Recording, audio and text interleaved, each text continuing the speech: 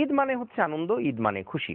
আর এই আনন্দ খুশির উৎসবে সকলেই চায় নতুন জামা কাপড়, কিন্তু ঈদের দিনে এই ভদ্রলোকের নতুন কাপড়ের একই দশা।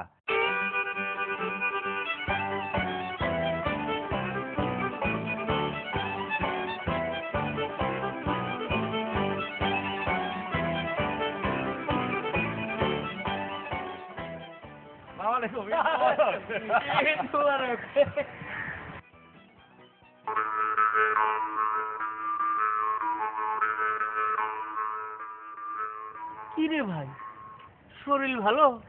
মাথা ঠিক আছে তো? আজকে ঈদের দিন, শরীর মাথা দুইটাই ঠিক আছে।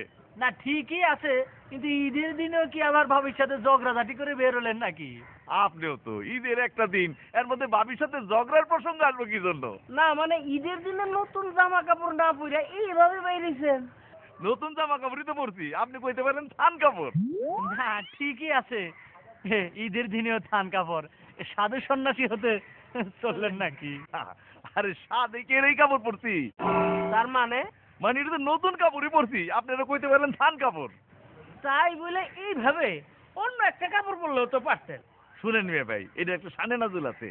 এই যে ঈদের দিন কাপড় যেই দামে কিনছি, দর্জির দোকানে যায় দেখি মজুরি তার থেকে 4 গুণ বেশি। এটা তো আমার পক্ষে সম্ভবপর হয়েছিল না।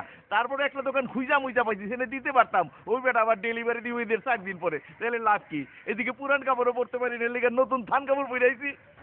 না তাই বলে আপনি থান কাপড় পরে বাইরিবেন? আরে মিয়া ভাই, থান কাপড় হইলে তো নতুন কাপড়ই পরছি। পুরান কাপড় পরলে তো আপনি আবার কইবেন যে গনি সাহেব ঈদের দিনও কান্দসি করে পুরান কাপড় পরছে। না এটা ঠিকই পেয়েছেন, তাহলে তো নতুন কাপড়ই পরছেন। আসলে